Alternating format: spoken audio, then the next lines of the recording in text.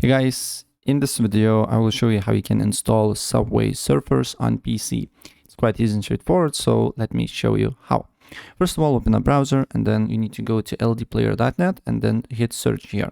And then here you just need to write Subway Surfers, right? And then probably it will be the first link here, Subway Surfers.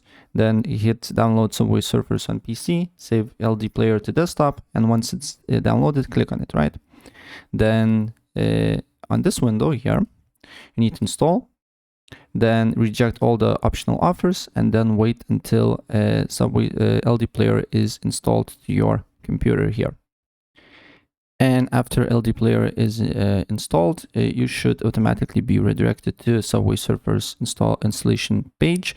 So just hit install and then install again. And if for some reason you do not redirected to the just installation page, you just need to go home on home, then go to LD store, and then it will be Subway Surfers here, or you can look on search, right? And then as you can see here, it's installed. And now, as you can see, the Subway Surfers is fully working on PC.